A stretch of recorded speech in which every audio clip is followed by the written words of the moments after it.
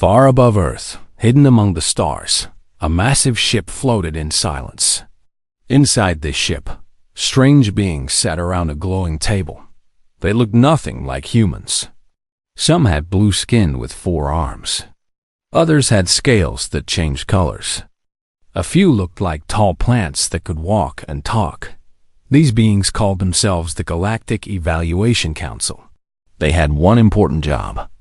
They watched planets where smart life lived. They decided which species could join their big space community. It was not an easy job. The leader of the council was named Zex9. He had gray skin and 3 eyes that blinked one at a time. He looked at the floating screen that showed Earth. The blue and green planets spun slowly below them.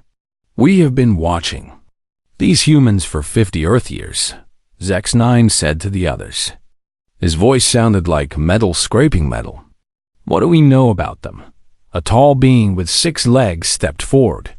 Her name was Kiratel. She carried a device that glowed with information. The humans fight each other often. They have many wars. They make weapons that could destroy their whole planet. They pollute their air and water. Another council member spoke up. This one looked like a giant insect with rainbow wings. They cut down their forests. They make some animals disappear forever. They seem to care only about themselves. Zex9 nodded slowly. All 3 of his eyes focused on the screen. This matches what we see with most species. They fight, they take, they destroy. Some learn to be better. Others do not make it. The council had seen this story many times before. Young species always went through this phase. They discovered fire, then weapons, then space travel. Most destroyed themselves before they learned wisdom. The lucky ones survived long enough to join the galactic community. But something feels different about these humans, said another council member. This one had tentacles instead of arms and spoke through color changes on her skin. "Our deep scans show strange behavior patterns." Kiratel touched her device. New images appeared on the screen. They showed humans doing unusual things. A man jumping into a frozen river to save a dog. A woman giving her lunch to a homeless person. Children sharing toys with kids they just met. "We see this behavior in almost all humans," Kiratel explained. They help others even when it costs them something. Even when they get nothing back. Even when the other person is a complete stranger. The insect being buzzed his wings with confusion. This makes no sense. Why would they risk their safety for genetic non-relatives? There is no logical benefit. Zex9 leaned forward. In all his years on the council, he had never seen anything like this. Most species only helped family members or trading partners. Help always came with a price or an expectation. "Maybe these are just rare cases," suggested the tentacle being. "Every species has a few strange individuals." "That is what we thought too," Kiratel replied. "So we decided to run a deeper study. We picked random humans from different places. We watched them closely. We want to see what they do when no one is looking. When they think no one will know." The screen changed again. Now it showed a tired woman walking upstairs in a building. She had dark hair pulled back and wore green clothes that hospital workers used. Her name appeared on the screen. Dr. Elena Vasquez. "This human is a trauma surgeon," Kiratel explained. "She fixes people who are badly hurt. Today, she worked for 16 hours straight. She saved 4 lives. She got very little sleep in the past 3 days." The council watched Elena unlock her apartment door. She moved like someone who could barely stay awake. She dropped her bag by the door and fell onto her couch without even taking off her shoes. "According to our data, she has a probability of helping strangers that is 340% higher than the galactic average," Kiratel continued. "But she is not special among her species. This behavior appears in 73% of all humans we study." The rainbow-winged being shook his head. "This cannot be right. Your scanning equipment must be broken. We checked it many times, Kiratel said. We even got new equipment from the tech builders of Zephyr Prime. The results stay the same. Zex9 watched Elena on the screen. The human woman had closed her eyes. She breathed slowly and steadily. After working so hard to save others, she now rested. What makes you think we will see this helping behavior? Zex9 asked. She is asleep. She is safe in her home. There is no emergency. Kiratel smiled, which was hard to see since her face looked like a cat mixed with a lizard. The statistical models show a 73% chance that something will happen tonight. Humans seem to attract situations where they must choose between safety and helping others. The council settled in to watch. They had seen this pattern on other worlds. Usually, species chose safety. They locked their doors, ignored problems that were not theirs, and minded their own business.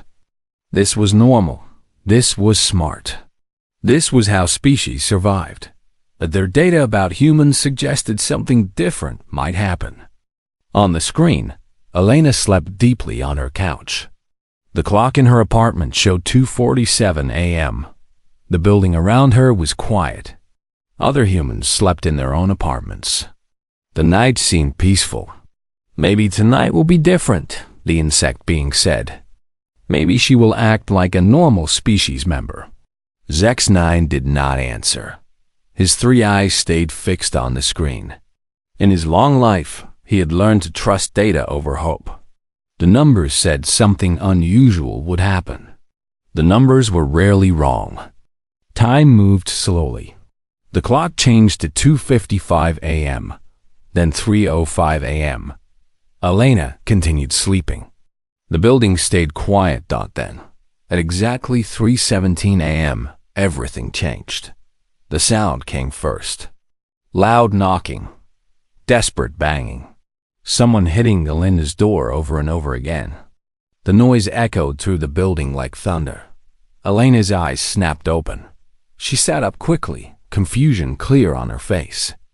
The knocking continued. It did not stop. It got louder. The council leaned forward in their seats. This was it. This was the moment their data had predicted. Now they would see what humans really did when tested. Now they would learn if their species deserved a place among the stars. Elena jumped to her feet. Her heart pounded as the desperate knocking continued. She had been a doctor long enough to know the sound of real panic. This was not someone playing a joke or making a mistake. She looked through the small window in her door. Outside stood a young woman she had never seen before. The woman had tears running down her face. She wore a bright yellow shirt covered in dark stains.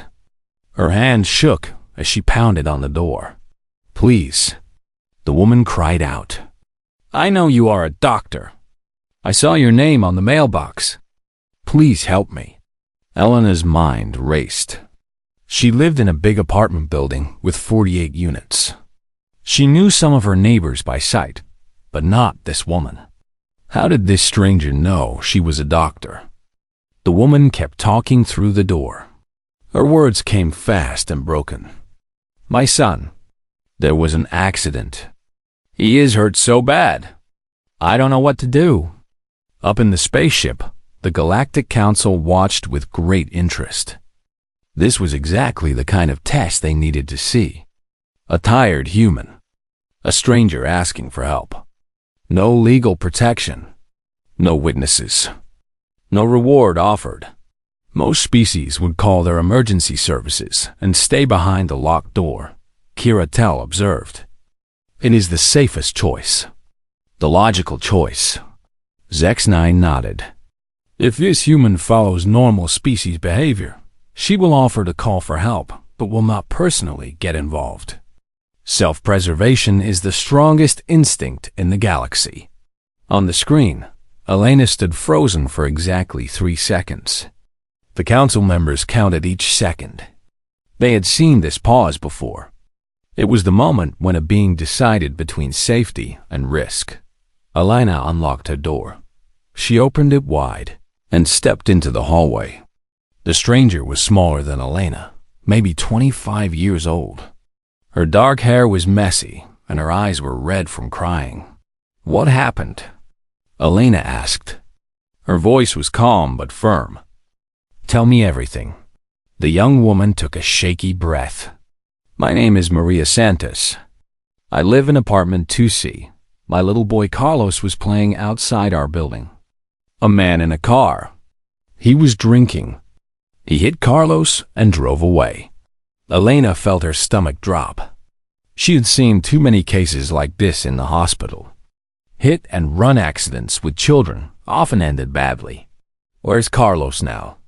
Elena asked. "In my apartment. I carried him upstairs. I called 911, but they said it will take 45 minutes for the ambulance to get here. The traffic is so bad because of construction." Maria grabbed Elena's arm. "It keeps going in and out of consciousness. There is so much blood. I think he is dying." The alien council watched Elena's face carefully. They had special sensors that could read human emotions and thoughts. Right now, Elena was running through dozens of calculations in her mind. Medical possibilities, legal risks, personal safety concerns. She is considering all the logical problems, the tentacled council member noted. Treating someone outside a hospital is dangerous. She could be sued if something goes wrong. She has no equipment, no backup, no legal protection. And she just worked 16 hours, added the insect being. She is exhausted. Her judgment might be impaired. The smart thing is to wait for trained emergency workers. But Elena was already moving. "Show me," she said to Maria. They ran down the hallway together. Maria's apartment was 2 floors down. Elena could smell blood even before they reached the door. When Maria opened it, Elena saw a sight that made her heart skip. A small boy lay on a couch. He looked about 4 years old. His clothes were torn and bloody. His breathing was shallow and fast. His skin was too pale. Elena knelt beside him immediately. Her hands moved quickly, but gently. She checked his pulse, looked at his eyes, felt for broken bones. Her medical training took over completely. "Carlos," she said softly. "Can you hear me? I am Dr. Elena. I am going to help you." The boy's eyes opened slightly. "Mama?" he whispered. "I am here, baby," Maria said, taking his small hand. Elena's examination revealed serious internal bleeding, possibly a damaged spleen or liver. Carlos needed surgery immediately, but they were stuck in a small apartment with no medical equipment. "We need to get him to a hospital right now," Elena said. "But the ambulance?" 45 minutes, Maria finished. "You said he might not have that long, didn't you? I can see it in your eyes." Elena looked at the little boy. In the hospital, she had every tool she needed. X-ray machines, surgical equipment, a whole team of nurses and doctors. Here, she had nothing except her knowledge and her hands. The smart choice was clear. Wait for the ambulance. Hope Carlos lasted long enough. If he died, it would not be Elena's fault. She had done everything reasonable and safe, but Elena had not become a doctor to make safe choices. "Maria, I need you to listen carefully," Elena said. "I think Carlos has internal bleeding. If I do nothing, he will probably die before the ambulance arrives. I can try to help him here, but it will be dangerous. I do not have the right tools. I could make things worse." Maria's eyes filled with new tears. "But you could save him." "Maybe," Elena said honestly. "I have done emergency surgery before, but never like this. Never outside a hospital." The alien council watched this conversation with growing amazement. Elena was explaining all the risks to Maria. She was being completely honest about the dangers.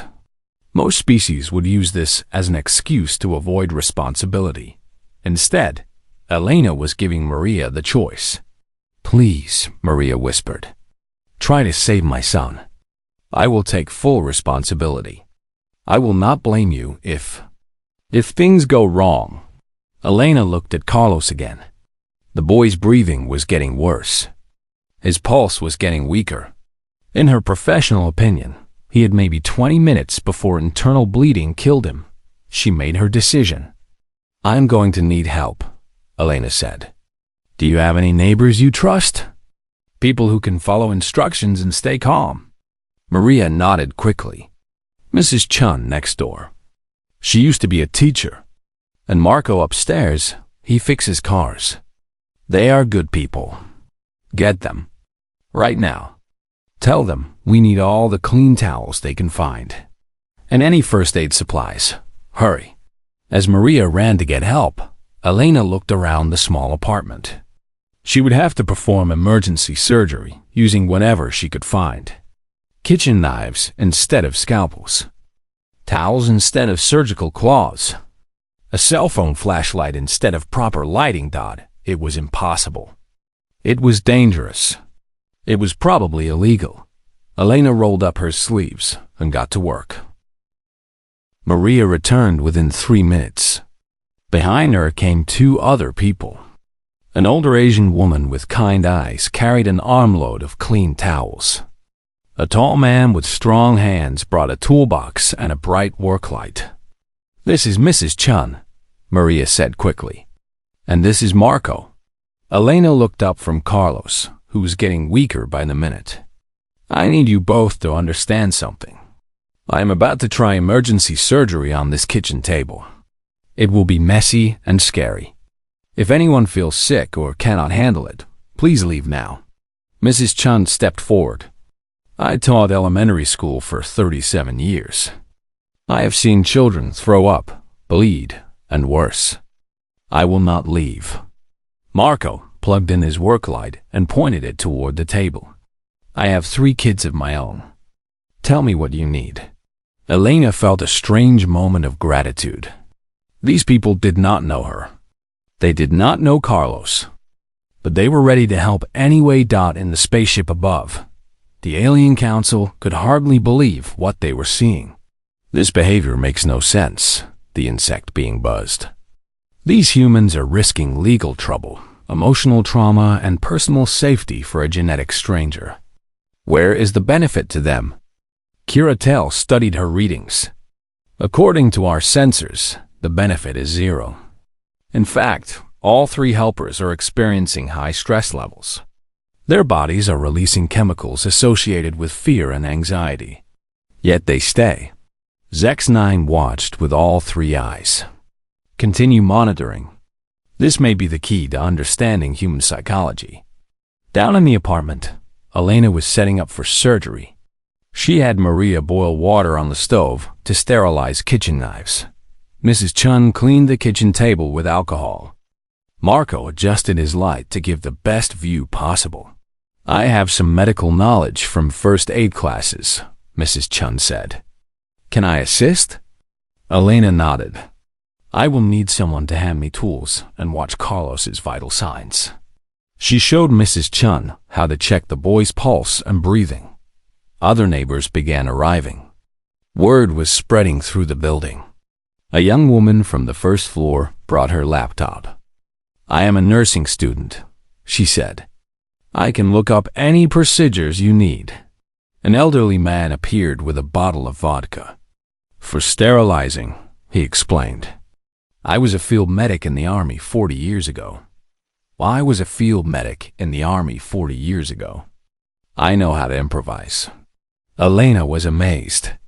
These people were organizing themselves without being asked. They were creating a surgical team from nothing. She had Carlos move to the kitchen table.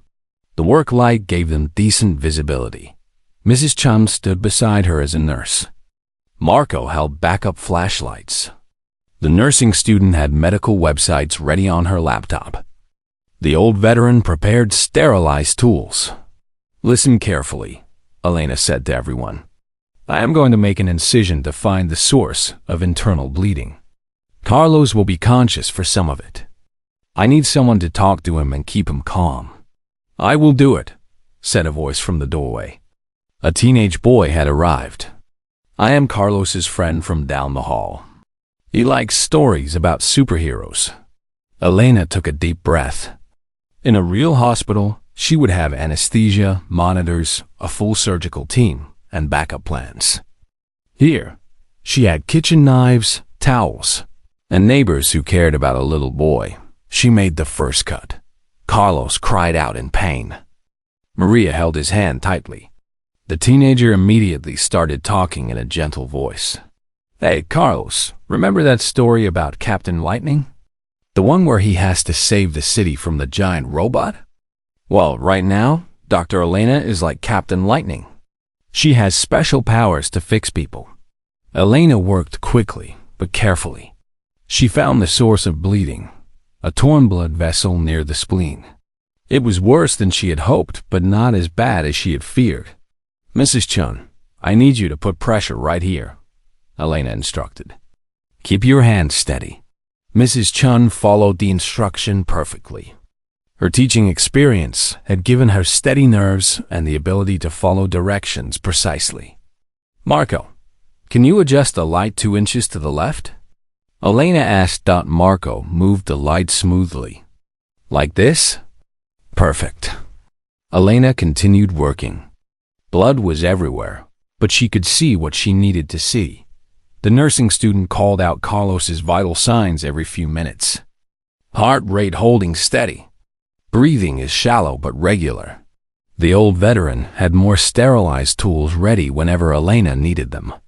He anticipated what she would need next, showing skills he had learned decades ago. For 2 hours, this strange surgical team worked together. None of them had planned to spend their nights saving a child's life. None of them had expected to perform emergency surgery in a kitchen. But every single person stayed focused on their job. The Alien Council watched in growing amazement. They ran scan after scan, trying to understand what they were seeing. The statistical probability of this level of cooperation between genetic strangers is effectively 0, reported the tentacle being. Our computers cannot even calculate proper odds. Most species require years of training to work together this smoothly, added the rainbow-winged alien. These humans have never worked as a team before tonight. Kira Tell studied her readings more carefully. I am detecting something unusual in their brain chemistry. All of them are releasing large amounts of chemicals associated with bonding and trust. But they have no family relationship. It is as if they are treating this child as their own offspring, Zex9 observed. But that makes no biological sense. On the screen, Elena was making progress. She had stopped the major bleeding and was checking for other damage. Carlos was stable but still weak. How is he doing? Maria asked. She had been holding her son's hand for the entire surgery. Better, Elena said honestly. I think we got the bleeding stopped in time. But he needs real medical care. Professional surgery. Hospital monitoring. As if summoned by her words, they heard sirens in the distance. The ambulance was finally arriving. Mrs. Chun smiled. You did it, doctor. You saved him. Elena looked around at all the people who had helped. A retired teacher, a mechanic, a nursing student, a war veteran, a teenager. They had given up their sleep, their comfort, and their safety to save one little boy. We did it, Elena corrected. All of us together. The paramedics arrived and took over Carlos's care. They were impressed by the field surgery and the stability of the patient. Whoever did this work saved his life, the lead paramedic told Maria. He would not have made it another 10 minutes. As the ambulance left with Carlos and Maria, the neighbors began cleaning up. They worked together to sanitize the kitchen and put everything back in order. No one complained about the late hour or the mess. Thank you, Elena said to each person as they prepared to leave. Thank you for knowing what to do, Mrs. Chun replied. We just helped. Marco packed up his tools. Let us know how the boy does, okay? The teenage friend looked tired but happy. Carlos is going to love this story when he is better. He was saved by real-life superheroes. One by one, the neighbors returned to their apartments. Elena was left alone in Maria's kitchen. She sat down heavily in a chair. Her hands were still shaking from adrenaline and exhaustion. She had just performed emergency surgery with kitchen utensils and help from complete strangers. It should have been a disaster. Instead, it had worked perfectly. Above her, the alien council sat in stunned silence. They had witnessed something that challenged everything they knew about intelligent species. High above Earth, the Galactic Evaluation Council sat in complete silence. For the first time in over 1,000 years of evaluating species, they had no words to explain what they had just witnessed. Zex-9 stared at the screen with all three eyes. The data readings continued to flash numbers and graphs. But the numbers made no sense according to everything they knew about intelligent life. Run the analysis again, he finally said. Kiratel touched her device. The same results appeared. Genetic relationship between all participants. 0. Pre-existing social bonds. Minimal. Legal obligation to help. None. Financial incentive. 0. Social pressure. None. The insect being fluttered his rainbow wings nervously. Then why did they do it? What did they gain? According to our scans, they gained nothing, Kiratel replied. In fact, they all lost something. Sleep, comfort, safety, peace of mind. Several of them will have stress reactions for days. The doctor risks legal problems if anything had gone wrong.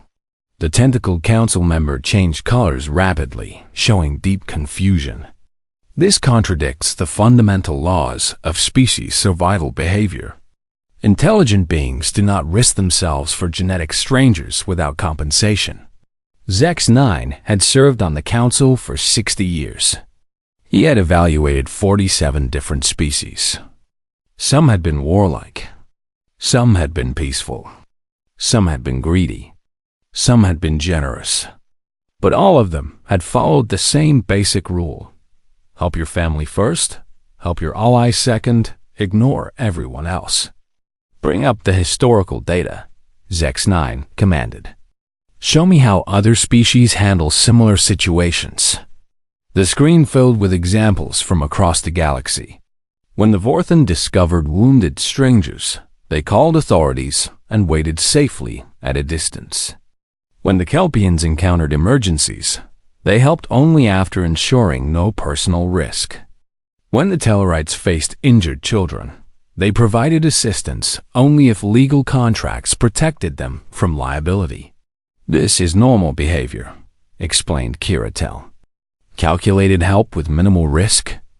Every species prioritizes self-preservation. Except humans, added the rainbow-winged being. Show me the brain chemistry data again, Zex-9 requested. New charts appeared. The human participants had been releasing massive amounts of oxytocin, dopamine, and other bonding chemicals. But these chemicals were normally triggered only by family, relationships, or romantic partnerships. It is as if their brains cannot tell the difference between helping their own children and helping complete strangers. Kiratel observed. The elderly veteran council member who rarely spoke finally stood up. His species looked like walking trees with silver bark. In my 400 years of life, I have seen many worlds. I have studied countless civilizations. This behavior is impossible according to evolutionary science. All eyes turned to him. Tree beings were known for their wisdom and long perspective. Species survive by protecting their own genetic line, he continued. Those who waste resources on strangers die out. Those who focus on family and allies survive to reproduce. It is the most basic law of evolution. Then how do humans exist? Asked Zex-9. How did they survive long enough to develop this behavior? Maybe we are misunderstanding something, suggested the tentacle being. Maybe they do get some benefit we cannot measure. Kiratel ran more scans. I have checked for every possible benefit. Social status improvement. None. Future favors expected. None. Religious or cultural obligations. None. Hidden family connections. None. The only measurable result is personal cost and risk. The council fell silent again. They had sophisticated equipment that could analyze the smallest details of biological and social behavior. Everything pointed to the same impossible conclusion. Humans regularly risk themselves to help genetic strangers with no expectation of reward. Perhaps this was a rare event, suggested the insect being. Maybe we witnessed a few strange humans in their species. That is what I hope too, Zex9 replied. But our extended observations show this pattern in 73% of all humans tested. It is not rare. It is normal for them. He gestured to the screen. Show them the other examples. The display changed to show dozens of similar incidents. Humans jumping into dangerous water to save drowning strangers. Humans giving blood to people they would never meet. Humans donating organs to children in other countries. Humans running into burning buildings to rescue neighbors they barely knew. Every single case shows the same pattern, Kiratel explained. High personal risk, no genetic relationship, no expectation of reward. According to evolutionary science, these humans should have died out millions of years ago. The tree being shook his silver branches. Unless what? Asked the Zex9. Unless we are seeing a new form of evolution. Something that has never happened before in the galaxy. The council leaned forward. This was a revolutionary idea. Explain, Zex9 commanded. The tree being's bark shimmered as he thought. Most species evolved to protect their genetic family. Parents die for children. Siblings help siblings. This ensures that shared genes survive into the next generation. He paused, considering his words carefully. But what if a species evolved beyond genetic loyalty? What if they began treating all members of their species as family? Or even treating other species as family? The rainbow-winged being buzzed loudly. That is impossible. It would require completely rewriting millions of years of evolutionary programming. And yet, the tree being replied, we just watched it happen. Kiratel studied her readings again. The brain chemistry supports this theory. Humans release family-bonding chemicals when helping any human, sometimes even when helping animals or artificial intelligences. Zex9 felt something he had never experienced in his long career. Complete uncertainty about how to proceed. Every previous species had fit into clear categories. Warriors, traders, builders, scholars. Each had predictable behavior patterns based on their evolutionary history. Humans broke all the patterns. What are the implications? Asked the tentacle being. The tree being was quiet for a long moment. If humans treat all suffering beings as family, then they are not really a separate species anymore. They are something new. Something that has never existed before. What should we call such a species? Asked the Zex9. I do not know, the tree being admitted. We may need to create an entirely new classification. The screen showed Elena walking slowly up the stairs to her apartment. She looked exhausted but peaceful. In a few hours, she would return to the hospital and continue saving lives. Tonight's emergency surgery was already becoming just another memory for her. But for the Galactic Council, tonight would change everything. We need to observe more, Zex9 decided. If humans truly represent a new form of evolution, we must understand it completely before making any decisions about their species. What if we are wrong? Asked the insect being. What if tonight was just a lucky exception? ZEX9 looked at the data one more time. The numbers were clear. The brain chemistry was consistent. The behavior patterns were repeatable. Then we will learn something else interesting, he replied. But I do not think we are wrong. The council continued watching as Elena finally reached her apartment. She looked back down the hallway once, toward the apartment where Carlos had almost died. Then she went inside and closed her door. In a few days, she would receive a thank you card from Maria and Carlos. She would put it on her refrigerator next to similar cards from other patients she had saved. She would never think of herself as special or heroic. To Elena, helping others was simply what humans did. But to the Galactic Council, Elena and her neighbors had just demonstrated something that might change the entire galaxy forever. 3 weeks later, the Galactic Evaluation Council gathered for their final meeting about humanity. Representatives from all 12 major galactic civilizations attended. This was the most important species evaluation in over 2,000 years. Zex-9 stood before the assembly. Behind him, massive screens showed data from their extended human observations. Charts, graphs, and video recordings filled the air with proof of what they had discovered. Fellow council members, Zex-9 began, we have completed our evaluation of the species called humans. What we found challenges everything we know about intelligent life. Murmurs arose from the assembly. The Gatherian delegate, a being made of living crystal, chimed with skepticism. You called this emergency session for one primitive species? They have barely left their home planet. That is exactly why this meeting is so important, Zex-9 replied. Please observe the evidence. The screens showed Elena's story first. Then dozens of similar incidents from around Earth. Humans saving strangers from fires. Humans donating blood to people they would never meet. Humans sacrificing their time and money to help those in need. These incidents occur millions of times every Earth Day, Kiratel reported. We have documented over 10 million cases of humans helping genetic strangers with no expectation of reward. The draconian representative, a massive reptilian being, hissed with displeasure. This proves they are weak. A strong species dominates others. It does not serve them. That is what we thought initially, Zex-9 admitted.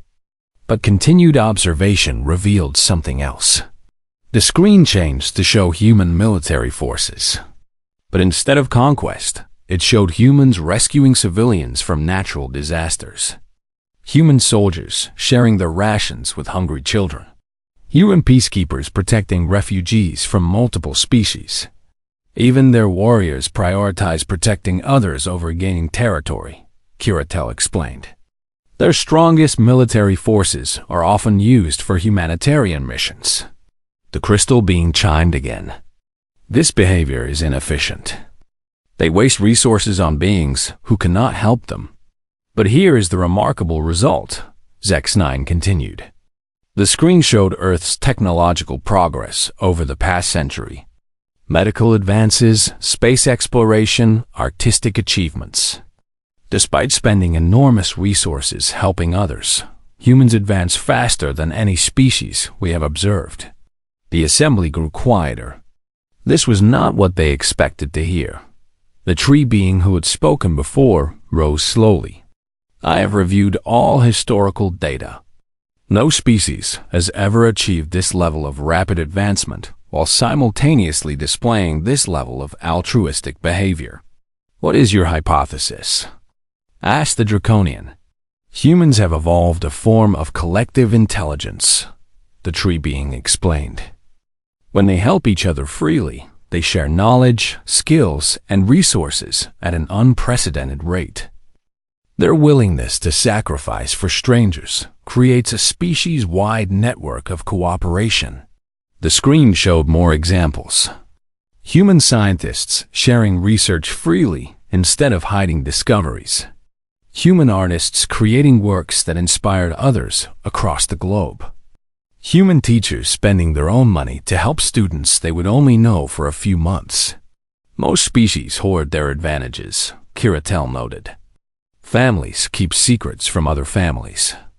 Nations hide technology from rival nations. but humans actively spread their knowledge to anyone who can benefit. This sounds like weakness disguised as virtue, the Draconian argued. What happens when they encounter truly aggressive species? They will be conquered easily. Zex9 gestured to another screen. It showed human history, wars, conflicts, and survival against terrible odds. Humans can be fierce when necessary, but they seem to prefer building to destroying. They choose cooperation over domination whenever possible.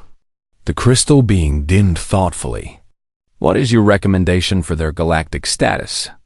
ZEX9 looked around the assembly. This was the moment that would determine humanity's future. We recommend immediate admission to the galactic community, he announced. But not under any existing classification. The assembly erupted in surprised voices and sounds. No species had ever been admitted without fitting into established categories. Explain this unprecedented recommendation, demanded the Draconian. Humans represent something we have never encountered. Zex9 said firmly.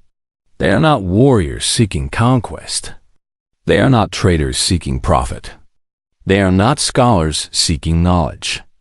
They are something new. He gestured to the screens again. Now they showed Elena and her neighbors working together to save Carlos. The image had become symbolic of everything they had learned about humanity. We propose classifying humans as the galaxy's first caretaker species, ZEX9 announced. The assembly fell completely silent. A caretaker species, he continued, is one that instinctively protects and helps other forms of life. They do not seek to rule or exploit. They seek to heal, to build, and to preserve. The tree being nodded his silver branches. The galaxy has known warrior species, trader species, and scholar species, but never a species dedicated to caring for others. What would be their role in the galactic community? As the crystal being Kiratel stepped forward, humans could serve as neutral mediators in conflicts. They could provide medical aid to species without adequate healthcare. They could help preserve endangered cultures and species. Their natural empathy makes them ideal for diplomatic and humanitarian roles. The Draconian was still skeptical. What if we are wrong? What if this behavior is temporary? We have observed them for decades, Zex9 replied. This behavior appears in their children, their elderly, their leaders, and their common citizens. It transcends culture, geography, and social status. It appears to be fundamental to their species. The assembly debated for hours. Some members worried about setting precedents. Others questioned whether humans were truly ready for galactic contact. A few argued that any species showing such unusual behavior should be studied longer. Finally, the vote was called, the crystal being voted for admission. Their medical knowledge alone could benefit hundreds of worlds. The tree being voted for admission. Evolution has produced something new. We should welcome it. The Draconian hesitated, then voted for admission. If they can maintain peace as effectively as they created, they might teach us all something valuable. One by one, each delegation voted. When the final tally was announced, the decision was unanimous. Humans would be admitted to the galactic community as the first recognized caretaker species. But there was one more decision to make. Given their unique nature, Zex9 announced, we also recommend placing humanity under galactic protection status. They should be shielded from aggressive species until they develop adequate defenses. This vote was even more unanimous. The assembly began to disperse, but Zex9 remained behind, looking at the screen. It still showed Elena walking up the stairs to her apartment after saving Carlos. Such a simple moment, but it had changed everything. Kiratel approached him. Do you think humans will accept our contact when the time comes? Zex9 considered this carefully. I think, he said finally, they will probably ask how they can help us. 6 months later, first contact protocols began. Humanity was gently introduced to the reality of galactic civilization. As X9 had predicted, their first question was not about technology or territory. It was about how they could help other species that might be suffering.